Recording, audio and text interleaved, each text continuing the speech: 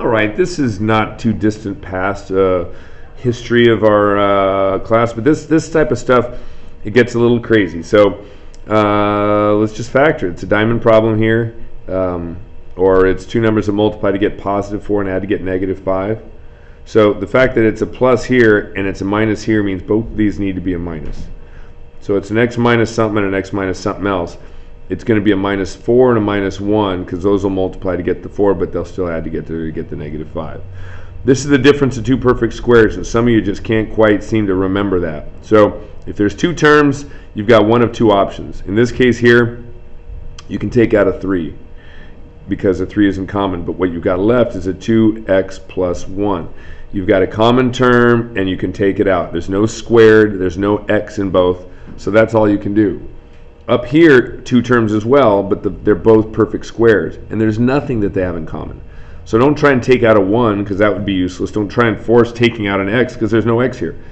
So the difference of two perfect squares is a 2x plus 1 and a 2x minus 1. Conveniently enough, that automatically will begin the reduction kind of process. And then this right here is going to be factorable, and I'll go through the process because I think it's an important process.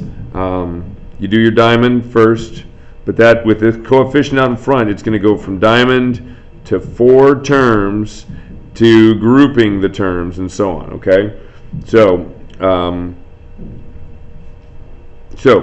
2x squared times 1 is a 2x squared, and then the minus 3 is on the bottom, 3x.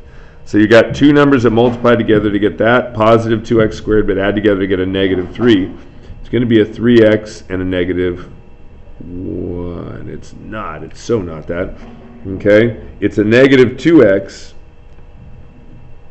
and a negative 1x. Those are going to get your positive, but they'll add together to get your negative. So those two guys there, again, because of this thing out in front, we need to go to a transitional equation. The 3-part equation becomes a 4-part because you're taking that and replacing that. 2x squared minus 2x minus 1x, that's where these guys come in, and then plus 1, so back to the original equation. The 2x squared and the 1 come from the original. The negative 3x is replaced by these two guys here. Okay? So now you're grouping those and those. You can take out a 2x here, x minus 1. You can actually take out a minus 1 here, and you're left with another x minus 1. So your factors for this now, you can take out your x minus 1, and what you have left is your 2x minus 1. Okay? Reduce those, reduce the minus 1's, you got an x minus 4 over 3. You do the same thing here, but I would move this guy down to the bottom. Divided by means times.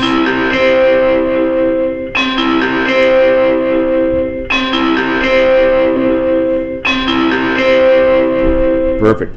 I'm not going to do this, but you can take out a negative 4 here. You can factor that to conjugates like we factored that, x plus 4, x minus 4. I'll let you do the rest.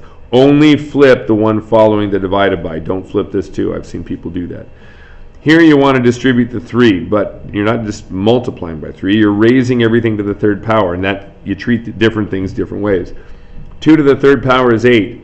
2 times 6, or 2 times 3 is 6, but it's not asking you to do 2 times 3. It's 2 to the 3rd power. Then this becomes x to the negative 6. Now, notice that that's different. This 2 became an 8, that 2 became a 6, because the 2's are different. Okay? When you're raising a power to another power, you multiply the exponents. That means you got y to the 12th. All your y's are going to remain up top. These get moved. You move it up here, it becomes a plus 5 with your y, and that's gone. This minus 6 gets moved down to become a plus, or an x to the 6th power. I should not confuse that too much. X to the 6th, and that 6 minus 2 is now going to kind of simplify here. Let's clean this up. Okay, x's are gone from the top. You have an 8. I just said x's are gone from the top. I should listen to myself. Y to the 17th power over 4x to the 4th power. So reduce this, and it's a 2y to the 17th over, this cancels, x to the 4th. Sorry.